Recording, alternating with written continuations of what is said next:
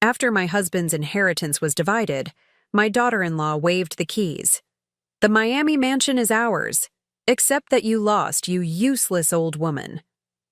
The whole family laughed. I just smiled and said, "Actually, there's someone you need to meet first." She froze, as if her heart had stopped. At that moment, an unknown man walked through the door and they screamed, "What the hell? I'm glad to have you here. Follow my story until the end and comment the city you're watching from, so I can see how far my story has reached." I never thought my husband's funeral would be the last time I felt truly loved by my own family. 3 weeks later, sitting in that sterile conference room at Morrison & Associates law firm, I watched my son Michael avoid my eyes, while his wife Eleni practically vibrated with excitement beside him. The mahogany table stretched between us like a chasm. On one side sat my late husband Henry's family, his brother Robert, sister Patricia, and their adult children. On the other side, Michael and Eleni, her manicured fingers drumming against her designer purse, and there was me, at the end of the table, feeling like an afterthought at my own husband's will reading. Attorney James Morrison cleared his throat and opened the thick folder before him. "Thank you all for gathering today. As you know, we're here to execute the last will and testament of Henry William Crawford, who passed away on October 15th. My heart still clenched whenever I heard those words. Henry had been everything to me for 42 years. The man who held my hand through 3 miscarriages before Michael was finally born. The man who worked double shifts at the steel mill so I could stay home and raise our boy. The man who never once made me feel like I wasn't enough, even when his family made it clear they thought he'd married beneath himself. I'll read the provisions in order," Morrison continued. His voice seemed distant, like he was speaking through water. "To my beloved brother Robert Crawford, I leave my collection of vintage tools and my 1967 Mustang, with the hope that you'll restore her to her former glory." Robert's face broke into a genuine smile. He and Henry had spent countless weekends in the garage, working on cars together. It was a perfect gift, and I found myself smiling despite the heaviness in my chest. "To my sister Patricia, I leave my mother's jewelry collection and the sum of $50,000. Patricia pressed her hand to her heart, tears gathering in her eyes. Henry had always been thoughtful with his gifts, even in death. Morrison continued reading smaller bequests to nephews and nieces.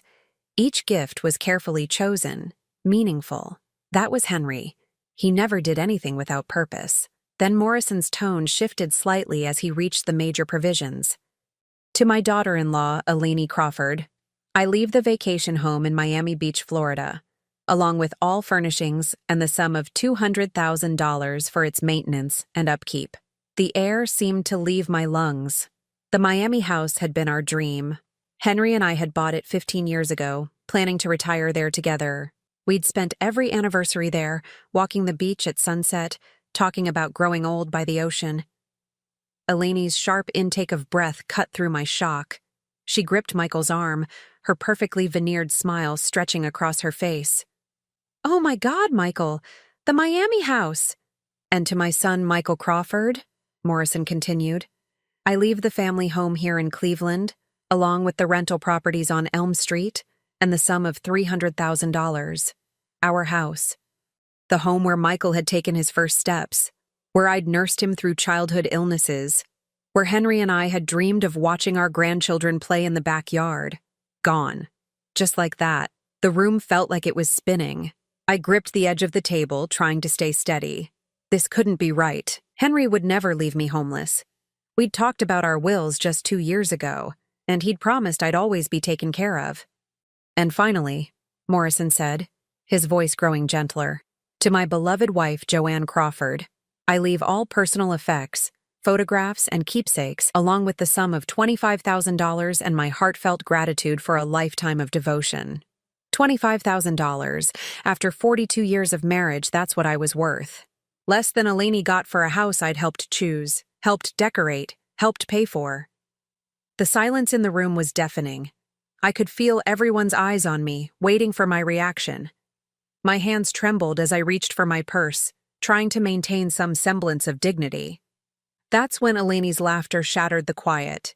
"Well," she said, her voice dripping with false sweetness, I guess that settles who Henry really valued, doesn't it? She turned to Michael, speaking loud enough for everyone to hear. Honey, should we start planning the renovations for the Miami place? I'm thinking we could turn the master suite into something more modern. Get rid of all those old-fashioned touches. Those old-fashioned touches were mine. The vintage wallpaper I'd carefully selected. The antique vanity where I'd gotten ready for countless romantic dinners with Henry. The reading nook where we'd spent lazy Sunday mornings with coffee and newspapers. Elaney, Michael said quietly, his voice strained. Maybe we could talk about this later. But she was just getting started. She stood up and walked around the table, her heels clicking against the marble floor like a countdown to my humiliation. Oh, Joanne, she said, placing her hand on my shoulder in a gesture that looked caring but felt like claws. I know this must be hard for you, but you have to understand. Henry knew what he was doing. He knew Michael and I could take better care of his legacy. Legacy. As if Henry was just a collection of properties and bank accounts. The Miami house needs young blood, she continued, her grip tightening on my shoulder. Someone who can really appreciate it. Someone who can throw proper parties, entertain the right kind of people. You understand, don't you? It's not really suited for someone your age anyway. The cruelty in her voice was like a physical blow. Around the table, Henry's family shifted uncomfortably, but no one spoke up. No one defended me. Elaney, please, I managed to whisper. Oh, don't worry about the family home either, she steamrolled on. Michael and I have so many plans. We're thinking of knocking down that wall between the kitchen and dining room, create more of an open concept, and honestly, the master bedroom is so dated. All those family photos everywhere. It's like living in a museum. She was talking about erasing me, erasing 42 years of memories, of love, of the life Henry and I had built together. The rental properties will give us such good income too, she prattled on. We can finally take that European vacation we've been planning. Michael's always wanted to see Italy, haven't you, honey? Michael looked sick. His face had gone pale, and he couldn't meet my eyes. Elaney, stop. Stop what? I'm just excited about our future. She turned back to me, her smile sharp as glass. And Joanne, $25,000. That's quite generous, really? Enough to get you set up in a nice little apartment somewhere. Maybe one of those senior living communities. They have activities and everything. The room spun around me. Senior living communities. She was talking about putting me away, out of sight, out of mind. The woman who had married my son was systematically dismantling my entire life, and she was enjoying every minute of it. But something inside me refused to break. Maybe it was Henry's voice in my memory, telling me I was stronger than I knew. Maybe it was pure stubbornness. Whatever it was, I felt my spine straighten. I looked up at her, this woman who had weaseled her way into my family, and I smiled. Actually, Elaney, I said quietly, my voice steady despite the storm raging inside me. There's someone you need to meet first. The triumph in her eyes flickered. What do you mean? Before you make all those renovation plans, before you start spending that inheritance money, there's someone very important who's been waiting to have a conversation with all of you. The room went dead quiet. Morrison looked confused, shuffling through his papers. Michael frowned, and for the first time since this nightmare began, Elaney looked uncertain. What are you talking about, Joanne? She asked, her voice losing some of its smugness. I stood up slowly, smoothing down my black dress, the one Henry had bought me last Christmas because he said it made me look elegant. Well, dear, I said, savoring the moment. It seems Henry had one more surprise for all of us. At that exact moment, as if summoned by my words, the conference room door opened with a soft click. A man I'd never seen before stepped into the room.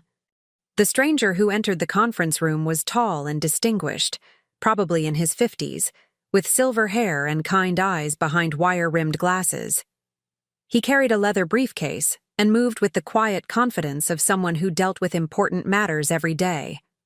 I apologize for the interruption, he said, his voice warm but professional. I'm David Thompson from Thompson Hartwell & Associates. I believe Mrs. Crawford is expecting me. Everyone turned to stare at me. Elaine's mouth had fallen open, her perfectly glossed lips forming a small O of confusion. Michael looked between me and the stranger like he was watching a tennis match. Even Morrison seemed baffled, shuffling through his papers as if he'd missed something important. I stood up straighter, feeling something I hadn't felt in months. Control. Yes, Mr. Thompson. Right on time.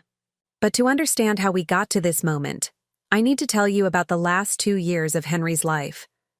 About how the man I'd loved for 42 years slowly became a stranger, and how I almost lost myself in the process. It started small, like most devastating things do. Little changes that seemed innocent enough at first. Henry began forgetting names of neighbors we'd known for decades. He'd lose his keys, his wallet, sometimes his train of thought mid-sentence. The doctor said it was normal aging, maybe early signs of mild cognitive decline. Nothing to worry about too much. But Elaine saw an opportunity. She'd married Michael 6 years ago, and from the beginning, I knew she wasn't what she seemed. She was beautiful in that expensive, maintained way. Perfect teeth, perfect hair, perfect clothes. But her eyes were cold, calculating. She smiled at all the right moments and said all the right things, but there was something hollow underneath. Henry, bless his heart, tried to love her because she was Michael's choice. But I caught him watching her sometimes, that little frown creasing his forehead like he was trying to solve a puzzle. There's something off about that girl, he'd whisper to me in bed after family dinners. She asks too many questions about money. He was right. Elaine was always probing. How much was the house worth? What were Henry's retirement savings? Did we have life insurance? What about the Miami property? She disguised it as concern for our well-being, but Henry and I both felt the predatory nature of her interest. When the memory issues got worse, Elaine transformed. Suddenly, she was the devoted daughter-in-law, showing up at our house with casseroles and concerned smiles. She'd sit next to Henry, speaking slowly and loudly like he was a child. "Dad," she'd say, and I hated when she called him that. "You seem confused today. Are you taking your medication?" Henry would get frustrated, which made him seem more confused, which gave Elaine more ammunition. She started suggesting to Michael that maybe his father needed professional help. "It's not safe for him to be driving," she'd say. "What if he gets lost? What if he hurts someone? Maybe Mom can't handle taking care of him by herself anymore," she'd add, looking at me with fake sympathy. This is such a burden for her. Burden. As if caring for the man I loved was some terrible hardship instead of a privilege. The worst part was watching Michael believe her. My son, who'd grown up seeing how much Henry and I loved each other, started looking at his father with pity instead of respect. He began talking about us like we weren't in the room. "Maybe Elaine's right, Mom," he'd say after Henry had gone to bed. "Maybe Dad needs more structured care." "He's fine," I'd insist. "He has good days and bad days, but he's still your father." But Elaine was relentless. She'd come over when I was at my book club or grocery shopping, spending time alone with Henry. She'd ask him about finances, about his will, about his wishes for the future. And Henry, in his confused state, would try to answer her questions, not understanding that she was gathering information like a spy. One afternoon, I came home early from the library to find Elaine sitting at our kitchen table with a notepad. Henry across from her looking exhausted and bewildered. "What's going on here?" I asked. Elaine looked up with that bright, fake smile. "Oh, just helping Dad organize some of his thoughts. He was telling me about his wishes for the family, weren't you, Dad?" Henry looked between us, clearly distressed. "I don't remember what I was saying." "That's okay," Elaine said sweetly. "We can talk more later." That night, Henry was agitated. He kept pacing around the bedroom, running his hands through his hair. "Joanne, I think I said something wrong today. To Elaine, but I can't remember what." I held him close, feeling his trembling. "It's okay, sweetheart. Whatever it was, it's okay." But it wasn't okay. Because I was starting to realize that Elaine wasn't just taking advantage of Henry's confusion, she was making it worse on purpose. She'd ask him the same questions over and over, confusing him when his answers changed.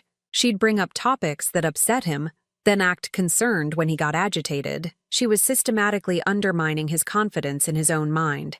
And Michael didn't see it. Or maybe he didn't want to see it. His wife had convinced him that she was helping, that she cared about our family's well-being. He started spending less time with us, letting Eleni handle the difficult conversations about Henry's condition. The final blow came 8 months before Henry died. Eleni convinced Michael that we needed to have Henry's will updated because his mental state made the old will potentially invalid. She brought her own lawyer, not Morrison, who'd handled our family's legal matters for years, but some young hotshot who specialized in elder law. It's for his own protection, she insisted. We want to make sure his wishes are clearly documented while he can still express them. I should have fought harder. I should have insisted on our own lawyer, should have demanded to be present for every conversation. But I was tired. So tired from watching my husband slip away piece by piece, from fighting battles I didn't understand, from feeling like the villain in my own family's story. Henry signed the new will on a Tuesday afternoon while I was at physical therapy for my arthritis. When I came home, he was sitting in his chair, staring at nothing. "What did you do today, honey?" I asked. He looked at me with such sadness in his eyes. "I think I signed something important, but I can't remember what it was." That was the beginning of the end. After signing that will, Henry seemed to give up fighting the confusion. He stopped trying to remember names or dates. He stopped getting frustrated when he couldn't find the right words. He just surrendered. The night he died, I held his hand in the hospital bed while he struggled to breathe. His last words were whispered so softly, I had to lean close to hear them. "Joanne, the papers. Not what I wanted. Protect yourself." I thought he was just confused again, rambling about something that didn't make sense. Now I knew better. Now, standing in Morrison's conference room with David Thompson's calm presence behind me, I understood what Henry had been trying to tell me. He'd known what Eleni was doing. Even in his confused state, he'd seen through her manipulation, and he'd done something about it. Mr. Thompson set his briefcase on the table and looked around the room with professional courtesy. "I believe there may be some confusion about Mr. Crawford's final wishes. I'm here to clarify the situation." Eleni found her voice first, though it came out higher than usual. "I'm sorry, but who exactly are you? We've just finished reading Henry's will with his longtime attorney. Everything's been settled." Thompson smiled gently. "I'm afraid not, Mrs. Crawford. You see, what you've just heard was Mr. Crawford's old will, the one he signed under duress 8 months ago. I'm here to present his true final will and testament, the one he executed in secret just 3 weeks before his death." The color drained from Eleni's face. Michael looked like he'd been struck by lightning. Around the table, Henry's family leaned forward, sensing that everything was about to change. And in that moment, I felt Henry's presence so strongly it took my breath away. My brilliant, loving husband had outmaneuvered them all. The silence in Morrison's conference room was so thick you could cut it with a knife. David Thompson opened his briefcase with practiced calm, pulling out documents that looked far more official than anything we'd seen so far. His movements were deliberate, unhurried, like a man who held all the cards and knew it. Morrison cleared his throat nervously. "I'm sorry, Mr. Thompson, but I don't understand. I've been the Crawford family attorney for over 15 years. I have Henry's properly executed will right here." Thompson looked up from his papers, his expression sympathetic but firm. "Mr. Morrison, I understand your confusion. However, what you have is indeed a will that Mr. Crawford signed 8 months ago, but it wasn't his final will. And more importantly, it wasn't executed under circumstances that would make it legally valid." Eleni's perfectly manicured hand gripped the edge of the table. "What the hell is that supposed to mean?" Michael shot her a warning look. "Eleni, please." But she was beyond caring about appearances now. Her mask was slipping, revealing the calculating woman underneath. "This is ridiculous. Henry signed that will. I was there. Michael was there. It's completely legal." Thompson nodded thoughtfully. "You're quite right that Mr. Crawford signed a document 8 months ago. However, Mrs. Crawford, the younger Mrs. Crawford, I should inform you that under Ohio state law, a will signed by someone under undue influence or lacking mental capacity can be deemed invalid." The words hung in the air like a storm cloud about to burst. I felt my heart hammering against my ribs. hope and fear warring in my chest. Could this really be happening? Had Henry somehow found a way to protect me from beyond the grave? That's preposterous, Eleni snapped. Henry was perfectly capable of making his own decisions. Ask anyone in this family. Thompson's smile was gentle but steel underneath. Actually, Mrs. Crawford, that's exactly what we did. He pulled out a thick folder and opened it to reveal what looked like medical records. 3 weeks before his death, Mr. Crawford contacted me through a mutual acquaintance. He was quite concerned about certain pressures he'd been experiencing regarding his estate planning. My hands started trembling. I remembered those last weeks, how Henry had seemed more agitated than usual, how he'd asked me strange questions about whether I trusted certain family members. I'd thought it was just the confusion getting worse. Mr. Crawford asked me to arrange for a comprehensive mental evaluation by Dr.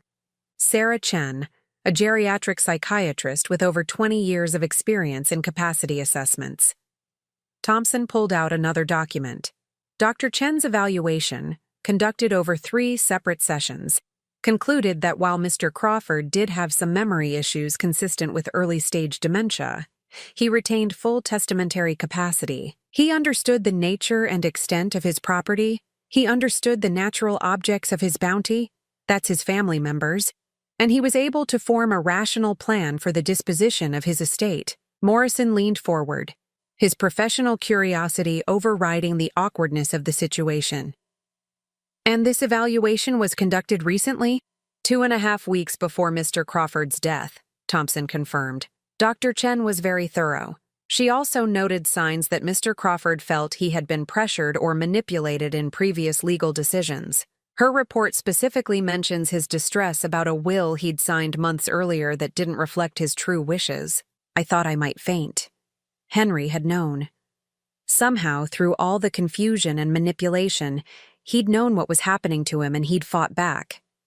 Eleni was on her feet now, her face flushed with anger and panic. This is impossible. You can't just waltz in here with some fake documents and overturn a perfectly legal will. I won't let you destroy this family over some senile old man's delusions.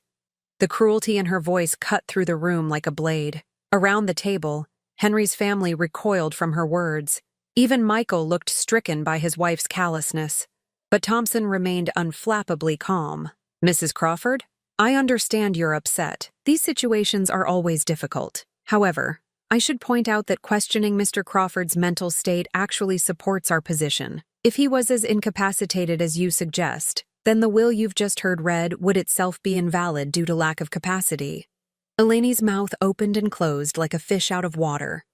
She'd just undermined her own argument.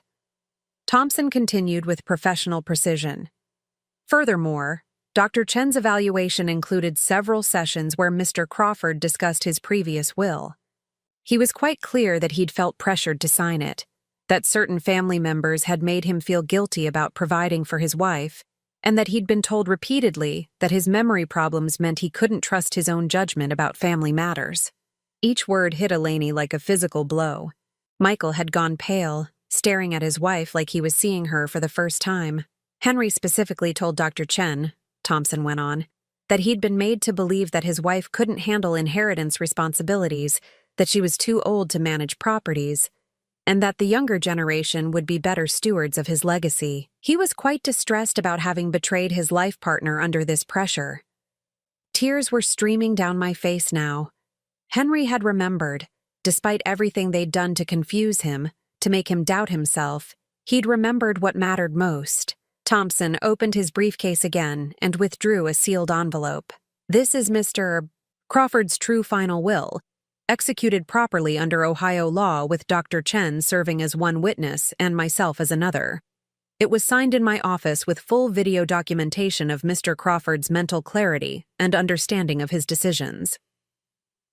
Morrison looked like a man watching his entire career crumble. I had no idea. Mrs. Crawford, the younger Mrs. Crawford, she brought me the first will, said it needed to be updated for Henry's protection. She seemed so concerned about his welfare. I'm sure she did, Thompson said dryly. Mr. Crawford was quite specific about that manipulation as well. He described feeling isolated from his wife during these legal discussions, being told that financial matters were too complicated for Mrs. Crawford to understand, and being pressured to make decisions quickly before his condition worsened. Eleni sank back into her chair, her face ashen. The confident, manipulative woman who'd been gloating about my humiliation just minutes ago looked like a deflated balloon. Michael finally found his voice. "What does the real will say?" Thompson looked at me, and I saw something like respect in his eyes. The primary beneficiary of Mr. Crawford's estate is his wife Joanne, as it should be after 42 years of marriage. Mrs. Crawford receives the family home, the Miami property, the rental properties, and the bulk of the financial assets. The room seemed to spin around me. I gripped the edge of the table, hardly daring to believe what I was hearing. Mr. Crawford left specific provisions for his son Michael, Thompson continued, $25,000 and some personal items, with a note that this inheritance would increase substantially if Michael demonstrates that he can make decisions independently of certain influences in his life. Michael's face crumpled. He understood exactly what his father meant. As for Mrs. Eleni Crawford, Thompson's voice carried just a hint of disapproval. Mr. Crawford left her precisely what she deserves for her concern about his welfare, $1 and the recommendation that she seek employment that doesn't involve exploiting vulnerable elderly people. Eleni let out a strangled cry. "You can't do this. I've spent 6 years in this family. I've taken care of Henry. You've manipulated and abused him," I said quietly, finding my voice at last. And Henry knew it. Thompson nodded gravely. Mr. Crawford was very specific about documenting the manipulation he'd experienced. He provided detailed accounts of being pressured during his vulnerable moments, of having his memory problems weaponized against him, and of watching his wife be systematically excluded from family decisions about their shared life. He pulled out one final document. In fact, he was so concerned about potential challenges to his will that he recorded a video statement explaining his decisions. "Would you like to see it?" The question hung in the air like a challenge. Around the table, everyone held their breath, waiting to see if they were brave enough to hear Henry's voice from beyond the grave, speaking his truth about what they'd all allowed to happen. Eleni was shaking her head frantically. "No, no, this is all lies. Henry loved me. He trusted me. I was the only one who understood what he needed." But Michael was staring at Thompson with something like desperate hope. "Yes," he whispered. "I want to see it. I need to see it." And so we prepared to hear from Henry one last time. David Thompson set up a small tablet on the conference room table with the reverence of someone handling sacred relics. The screen reflected the overhead lights as he adjusted the angle so everyone could see clearly.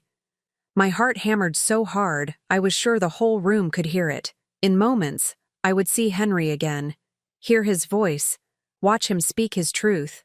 This video was recorded 2 weeks before Mr. Crawford's death, Thompson explained, his finger hovering over the play button. He was very insistent that his family understand his decisions, particularly if anyone attempted to challenge his will. Eleni had shrunk back in her chair like she was trying to disappear entirely. Michael leaned forward, his face a mixture of dread and desperate hope. The rest of Henry's family sat in stunned silence, still processing the bombshell that had just exploded their assumptions about inheritance and family loyalty. Thompson pressed play, and suddenly, Henry was there. He looked frailer than I remembered, sitting in what I recognized as Thompson's office, but his eyes were clear and focused in a way I hadn't seen in his final months at home. He wore his best blue shirt, the one I'd bought him for our 40th anniversary, and his hair was neatly combed. He looked directly into the camera with the same steady gaze that had fallen in love with 43 years ago. "My name is Henry William Crawford." His voice came through the tablet speakers, strong and sure. "Today is October 1st, and I'm recording this statement to explain my final will and testament, in case anyone tries to question my mental capacity or my decisions." Tears immediately blurred my vision, but I couldn't look away. This was Henry, as he truly was, not the confused, manipulated man he'd become at home. First, I want to be clear about my mental state. Yes, I have some memory problems. Sometimes I forget names or get confused about dates. But I know exactly who I am. I know my family, and I understand completely what I'm doing with my property. He paused, and I could see him gathering his thoughts with careful precision. I need to explain why I'm making this video. For the past year and a half, I've been systematically manipulated by my daughter-in-law, Eleni Crawford. She has taken advantage of my memory issues to isolate me from my wife, pressure me into legal decisions I didn't want to make, and convince my son that I was incapable of managing my own affairs. Michael made a choking sound beside me. On the screen, Henry continued with devastating clarity. Eleni would visit when Joanne was out of the house. She'd ask me the same confusing questions over and over until I got frustrated and seemed confused. Then she'd tell my son that I was getting worse, that I needed help, that Joanne couldn't handle taking care of me. My hands clenched into fists. Henry had known. He'd seen through every manipulation, even when his mind was failing him in other ways. She convinced me to sign a will that left most of my property to her and Michael. She told me that Joanne was too old to handle real estate, that the Miami house would be too much work for her, that young people could take better care of my legacy. She made me feel guilty for wanting to provide for my wife after 42 years of marriage. Henry's voice grew stronger, more determined. But here's what Eleni didn't know. I may forget where I put my keys, but I remember what matters. I remember every sacrifice Joanne made for our family. I remember how she worked 2 jobs when Michael was small so I could finish my apprenticeship. I remember how she took care of my parents when they got sick, never complaining, always patient. I remember 42 years of love, loyalty, and partnership. Across the table, Robert was wiping his eyes. Patricia had her hand pressed to her mouth. Even Morrison looked moved by Henry's words. Eleni thought she was dealing with a confused old man who didn't understand his own mind. She was wrong. I understand perfectly. I understand that my wife deserves to be cared for in her old age the same way she cared for everyone else her whole life. I understand that the house we bought together, the vacation home we dreamed of retiring to, the properties we invested in, those belong to her, not to some manipulative woman who married into this family 6 years ago.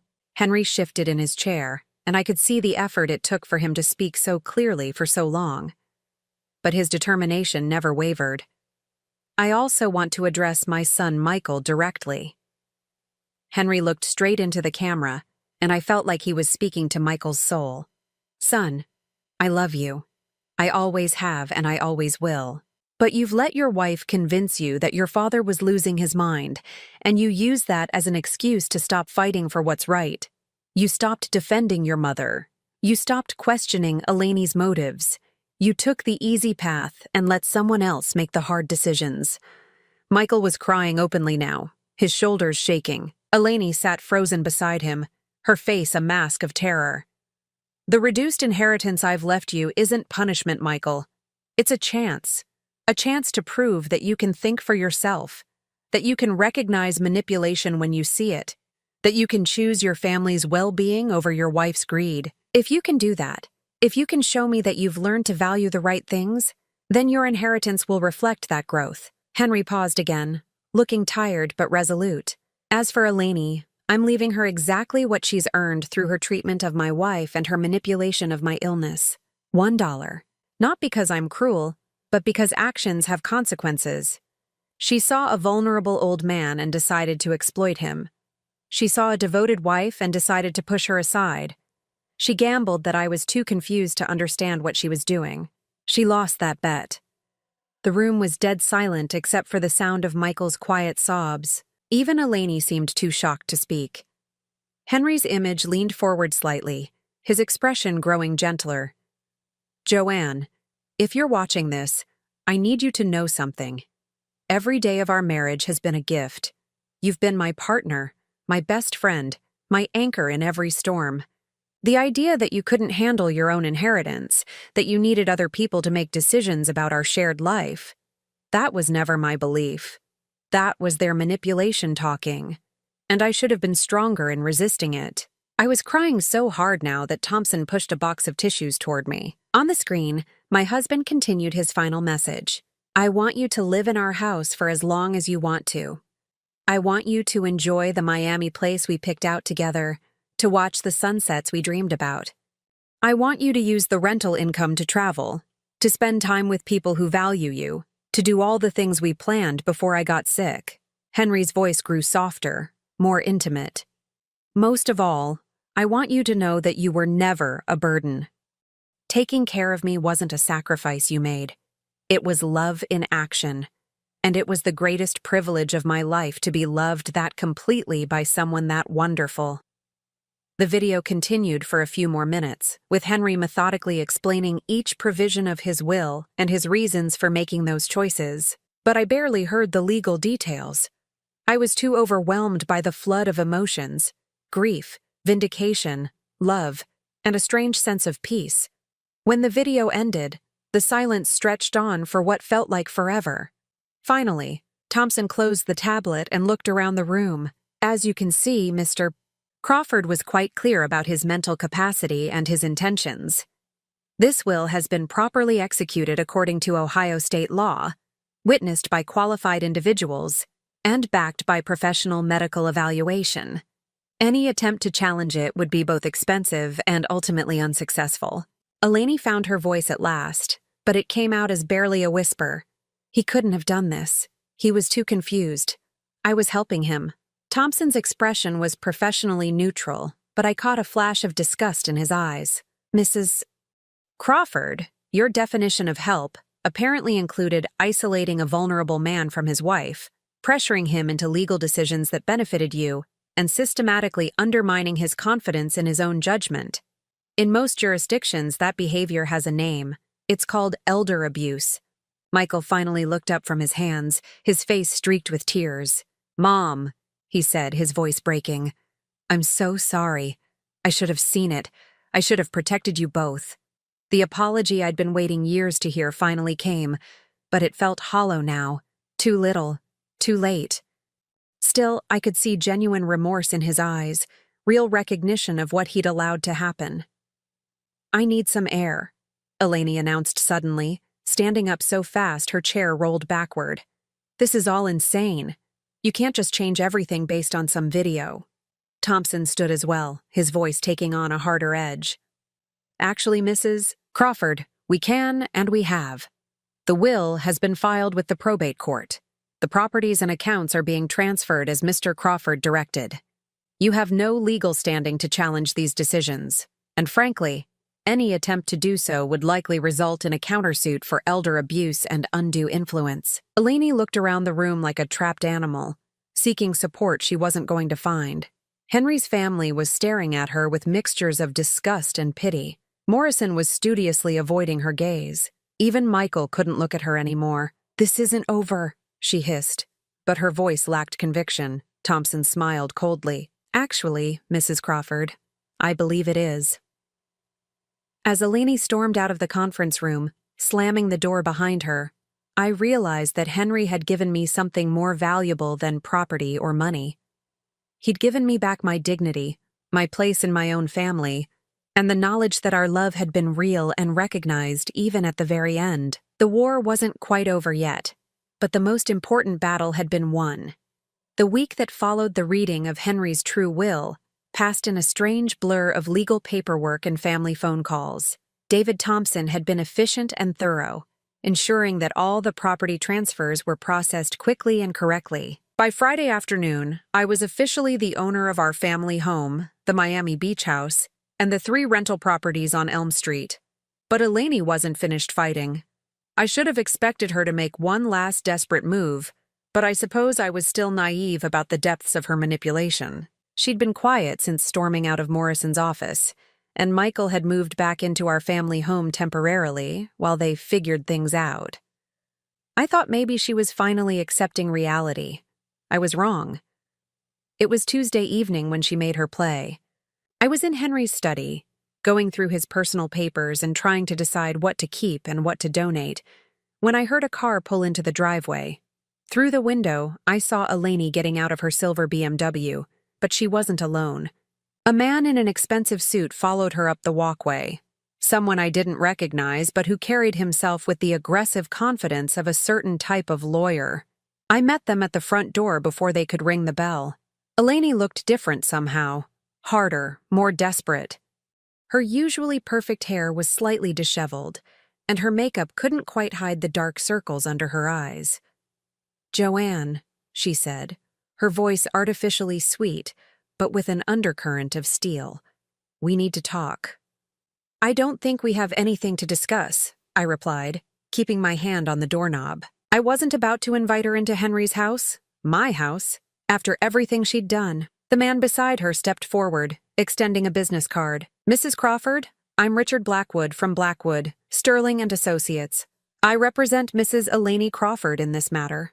I glanced at the card but didn't take it. "What matter?" "The will has been probated. Everything's settled." Eleni's mask slipped slightly, showing the fury underneath. "Nothing's settled, Joanne. That video, that so-called will, it's all fraud. Henry was being manipulated by that Thompson character, just like he was manipulated by you for 40 years. The accusation hit like a slap. "Excuse me?"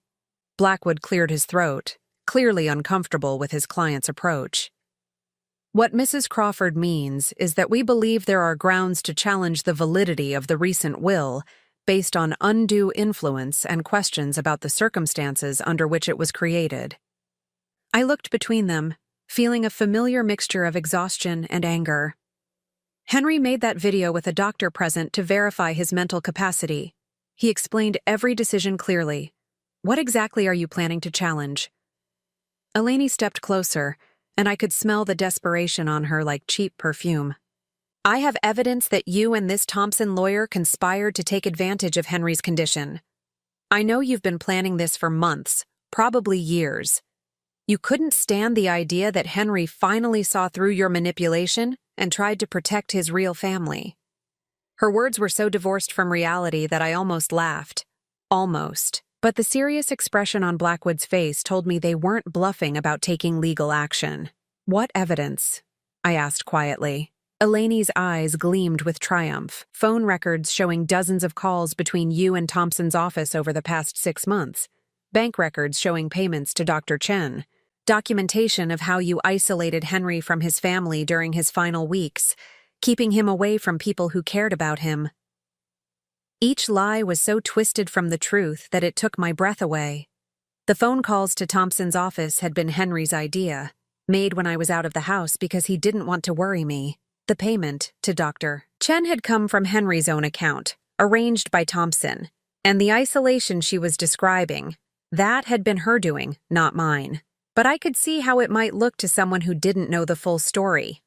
A widow suddenly inheriting everything, working with lawyers her family had never heard of, having her husband evaluated by doctors they'd never met.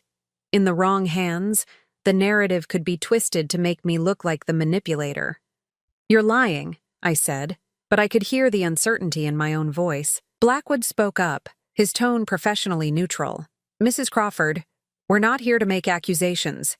We simply believe that a more thorough investigation of the circumstances surrounding your husband's final will would be beneficial for all parties involved." "What do you want?" I asked, though I already knew the answer. Eleni smiled, and it was the cold, calculating expression I'd seen so many times before. "A settlement. We split everything 50-50. You keep the family home, I keep Miami. We each take half the rental properties and half the financial assets. It's fair, and it avoids a long, expensive court battle that could destroy this family's reputation." Fair. The word tasted like poison in my mouth. After everything she'd done, all the manipulation and abuse, she wanted me to hand over half of what Henry had fought so hard to leave me. And if I refuse, Blackwood pulled a thick folder from his briefcase. "Then we file suit tomorrow morning. Undue influence, fraud, elder abuse, against you this time. We'll demand a full investigation of every decision made regarding Mr. Crawford's care and legal affairs in his final year. Every doctor's visit, every lawyer meeting, every financial transaction will be scrutinized. The process could take years and cost hundreds of thousands of dollars in legal fees. The threat was clear. Even if I ultimately won, the fight would consume my time, my money, and what remained of my family relationships.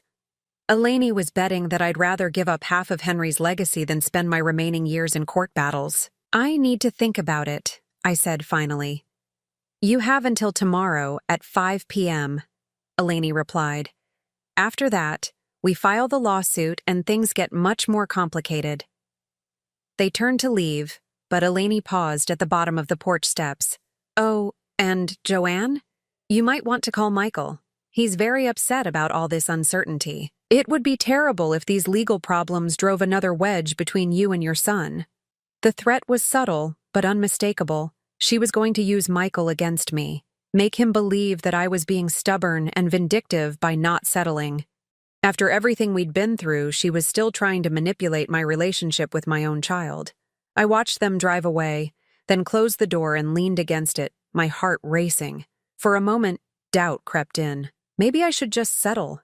Maybe fighting wasn't worth the risk of losing everything in court, of spending my golden years in depositions and hearings. Then I looked around Henry's study, our study, at the photos of our life together, at the chair where he'd spent countless evenings reading to me, at the desk where he'd written love letters during our courtship. Henry hadn't gone through all that planning, all that pain of documenting Eleni's abuse, just so I could hand over half of everything to his tormentor the moment she threatened to fight. I walked over to his desk and picked up the phone. But I didn't call the settlement lawyers or start negotiating terms of surrender. I called David Thompson. Mr. Thompson, I said when he answered, my voice steadier than I felt. I think it's time to show Eleni exactly who she's been underestimating. When I told him about Eleni's threat and her deadline, Thompson was quiet for a long moment. Then he chuckled, a sound that held no humor but plenty of grim satisfaction. Mrs. Crawford, he said. I was hoping she'd try something like this. Your husband was a very thorough man. He anticipated that Mrs. Eleni Crawford might attempt to challenge his will, and he made sure we'd be prepared. What do you mean? I mean that threatening you was the worst mistake she could have made, because now we get to show her the evidence Henry collected about her real activities over the past 2 years. Evidence that makes undue influence look like a parking ticket compared to what she's actually guilty of. As Thompson explained what Henry had been documenting in secret, I felt something I hadn't experienced in years. The thrill of being on the winning side of a fight that actually mattered. Eleni thought she was checkmating me with her threats and ultimatums. She had no idea that Henry had been playing chess while she was still learning checkers. Tomorrow at 5 p.m. was going to be very interesting indeed. Wednesday at 4:30 p.m., I sat in David Thompson's conference room with a calmness I hadn't felt in years. Thompson had spent the morning showing me exactly what Henry had been documenting during those final months. Evidence so damning that even Eleni's expensive lawyer would have to recommend immediate surrender. Henry hadn't just been aware of Eleni's manipulation. He'd been systematically recording it. The folder Thompson spread across the table contained audio recordings from a small device Henry had hidden in his shirt pocket during Eleni's caring visits. Hours of her voice, sometimes sweet and concerned, sometimes frustrated and cruel, always probing for financial information and ways to undermine my relationship with my own husband. Your wife doesn't understand business matters, Dad. It's better if we handle these complicated decisions. Don't tell Joanne about this conversation. She gets so worried about money, and stress isn't good for someone her age. You know she's been making mistakes with the household accounts. Maybe it's time to think about who should really be handling your finances. Each recording was time-stamped and documented. Henry had also kept detailed notes about how he felt before and after these sessions, how Eleni would time her visits for when I was out, how she'd ask the same confusing questions repeatedly until he became agitated. But the most damaging evidence was what Thompson showed me next. A series of emails between Eleni and someone named Marcus Rivera, discussing investment opportunities that would be available once she gained control of the Crawford assets. She was already planning how to spend your husband's money before he was even dead, Thompson said grimly. These emails discuss liquidating the rental properties, selling the Miami house to developers, and investing the proceeds in her boyfriend's construction business. Boyfriend. The word hit me like a physical blow. While she was playing the devoted daughter-in-law, Eleni had been conducting an affair and planning to use Henry's estate to fund her lover's business ventures. At exactly 5 p.m., Eleni arrived with Blackwood and another man I didn't recognize. Probably another lawyer to help intimidate me into settling. She walked into the conference room with the confidence of someone who believed she held all the cards. That confidence evaporated the moment Thompson pressed play on the first audio recording. Eleni's own voice filled the room. "Dad, you need to understand that Joanne can't handle this kind of responsibility. She's getting older, and frankly, she's never been very bright about financial matters. It would be cruel to burden her with decisions she can't understand." The color drained from her face as she heard herself systematically undermining a devoted wife to her confused husband. Blackwood looked like he wanted to crawl under the table. The third lawyer was frantically taking notes, probably calculating how quickly he could distance himself from this disaster. "This is illegal recording," Eleni whispered. "You can't use this." Thompson smiled coldly. "Actually, Ohio is a one-party consent state. Mr. Crawford had every right to record conversations in his own home, especially when he felt he was being manipulated or abused." He played the next recording, where Eleni's mask slipped completely and her true feelings about our family came pouring out. "Honestly, Dad, I don't know how you've stood being married to such a pathetic woman for 40 years. She's like a little mouse, scurrying around, never contributing anything meaningful. Michael and I could give you the kind of life you deserve." Hearing her talk about me that way, hearing the contempt in her voice for my husband and our marriage, I felt something cold and final settle in my chest. Any possibility of forgiveness, any chance of family reconciliation, died in that moment. But Thompson wasn't finished. He pulled out the printed emails between Eleni and Marcus Rivera.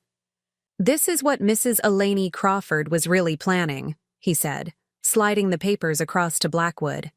"An affair with Mr. Rivera, liquidation of the Crawford estate, and investment in construction projects that would benefit her personally while leaving the family with nothing."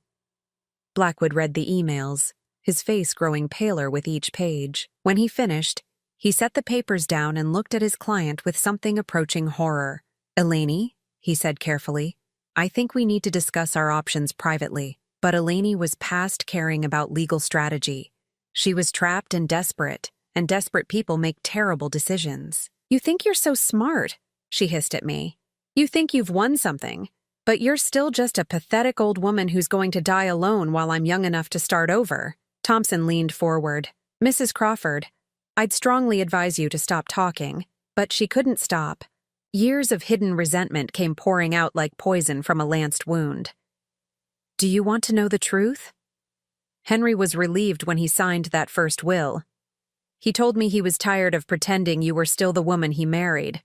He said you'd become a burden, a sad old woman clinging to a man who'd outgrown you." The lie was so cruel, so calculated to hurt me, that it actually had the opposite effect. Instead of devastating me, it revealed the depths of her cruelty and made me feel sorry for her. This was what she'd become. A woman so consumed with greed and selfishness that she'd say anything to wound someone who'd never done her harm. "Are you finished?" I asked quietly. My calm seemed to unnerve her more than anger would have. She'd expected me to break down, to fight back, to give her some emotional satisfaction. Instead, I just looked at her with pity. Thompson cleared his throat. "Given what we've heard today, I think it's time to discuss the real terms of this situation. Mrs. Eleni Crawford, you have exactly 2 choices. You can sign a document agreeing to never contest Mr. Crawford's will, never contact Mrs. Joanne Crawford again, and accept your $1 inheritance with grace. In exchange, we won't pursue criminal charges for elder abuse or report your fraud attempts to the State Bar Association. Or, Blackwood asked weakly, or we file criminal complaints tomorrow morning and let the district attorney decide whether Mrs. Eleni Crawford's actions constitute felony elder abuse. The recordings and emails provide more than sufficient evidence for prosecution. A conviction would mean potential jail time and permanent prohibition from inheriting from any estate in Ohio. Eleni looked around the room like a cornered animal, but there was nowhere to run. Her expensive lawyers couldn't argue with her own voice on tape. Her threats had crumbled in the face of actual evidence. "I need to discuss this with my client," Blackwood said. "You have 10 minutes, Thompson replied. "After that, the offer expires and we proceed with criminal referrals." They huddled in the hallway while Thompson and I waited in comfortable silence. I felt oddly peaceful, like I was watching the final act of a play I'd been forced to star in for too long. When they returned, Eleni's fight was gone. She signed the agreement without looking at me, her signature sharp and angry on the legal documents. Then she stood up, smoothed her designer dress, and walked out of my life forever. 3 months later, I stood on the balcony of the Miami beach house, watching the sunset paint the Gulf of Mexico in shades of gold and coral. The evening breeze carried the salt smell of the ocean and the distant sound of children playing on the beach. Michael had driven down from Cleveland the week before, his first visit since the will reading. We'd spent long hours talking on this same balcony, working through years of misunderstandings and hurt feelings. He was seeing a therapist, learning to recognize manipulation and set healthy boundaries. It would take time to fully heal our relationship, but we were both committed to the work. "I'm proud of Dad," he'd said on his last night there. "He protected you even when he couldn't protect himself. That takes real love." Henry's ashes sat in an urn on the living room mantel, but I felt his presence most strongly here on the balcony where we'd spent so many happy evenings planning our retirement dreams. Dreams that had seemed impossible during those dark months when Eleni was systematically destroying our family. The rental properties were providing more than enough income for a comfortable life. I'd hired a property management company to handle the day-to-day operations, giving me freedom to travel, to volunteer, to finally pursue hobbies I'd put aside during my caretaking years. Next week, I was flying to Ireland, something Henry and I had always talked about but never managed to do. I'd be traveling with a small group from the senior center, and for the first time in years, I was excited about the future instead of just surviving the present. My phone rang, interrupting my sunset meditation. The caller ID showed my sister Martha's number. "How's paradise?" she asked when I picked up. "Peaceful," I said, settling into my favorite beach chair. "Wonderfully, perfectly peaceful. Any word from you-know-who?" I smiled, watching a pelican dive for fish in the surf. "Not a word, and I hope it stays that way." Martha and I talked for another 20 minutes about family news and travel plans. After we hung up, I sat in the growing darkness, listening to the eternal rhythm of the waves. Somewhere in Cleveland, Eleni was probably plotting her next scheme or nursing her resentment. I found that I genuinely didn't care. She'd lost the power to hurt me the moment Henry's truth came to light. Without that power, she was just another unhappy person making bad choices, someone to be pitied rather than feared. The house phone rang inside, but I didn't get up to answer it. The machine would catch it, and whatever it was could wait until tomorrow. Tonight was for gratitude, for remembering Henry's love, for appreciating the second chance I'd been given to live life on my own terms. As the stars began to appear over the water, I raised my glass of wine in a silent toast. To Henry, who'd loved me enough to fight for me even when his mind was failing. To the truth that had set us both free. To the future that stretched ahead like the endless horizon, full of possibilities I was finally free to explore. At 61, I was just beginning to understand what it meant to be truly, completely, joyfully free. And it was beautiful. Now I'm curious about you who listened to my story. What would you do if you were in my place? Have you ever been through something similar? Comment below. And meanwhile, I'm leaving on the final screen 2 other stories that are channel favorites, and they will definitely surprise you. Thank you for watching until here.